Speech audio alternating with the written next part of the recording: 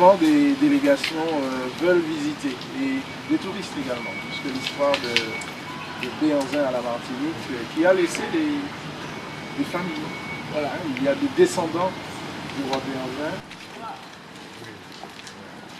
Donc j'avais demandé qu'on vous fasse un truc directement. Alors attention.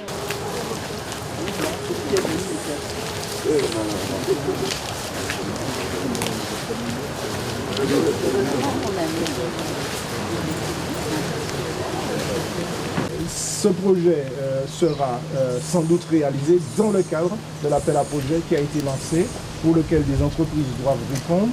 Et il s'agit pour nous de mettre en valeur l'espace, et donc de rénover et de mettre en valeur historique de ce site, puisque c'est vraiment la présence du roi Béhanzin qui crée l'intérêt de ce site. Est-ce que la rénovation va conserver l'originalité? Absolument, c'est ça qu'il s'agit de faire, c'est de remettre, parce qu'en fait, tout l'intérêt de ce fort, d'abord c'est un espace, c'est l'un des 3 forts qui servaient pour la défense de la ville.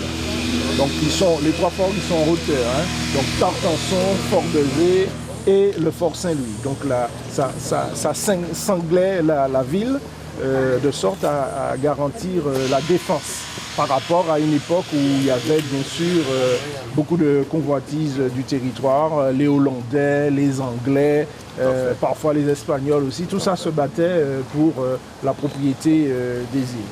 Bon, maintenant, il est clair que l'intérêt particulier de ce fort, ça a été la présence du roi Béhanzin. C'est quelque chose d'absolument important à mettre en valeur.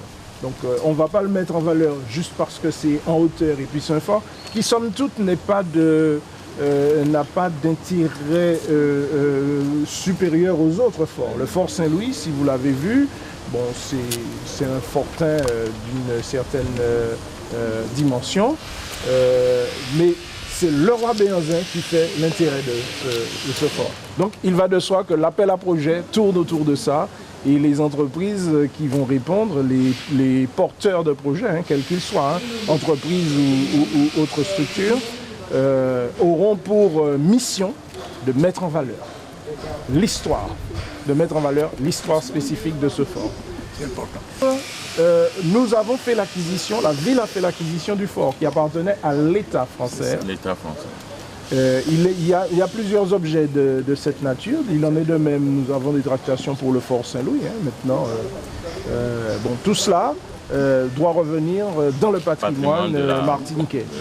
Et donc, de même que nous avons le parc Aimé Césaire, qui au départ, en fait, était également une place forte militaire, puisque c'était le fort,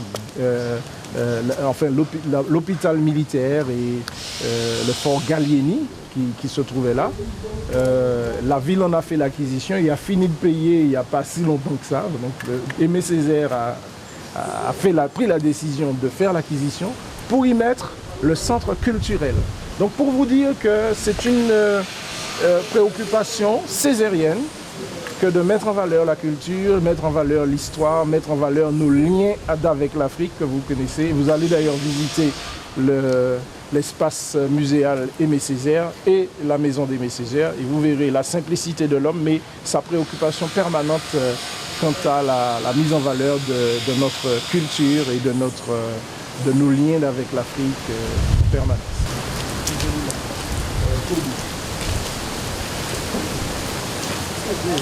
Dans la configuration vous allez garder l'authenticité. Donc le bâtiment, l'authenticité. L'originalité, c'est l'authenticité. Alors bon, l'espace qui est réservé, pour le moment qui a été préservé, devra être remis en état historique. Ok.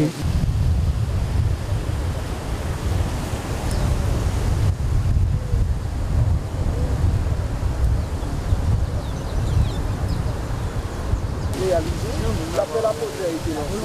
Donc,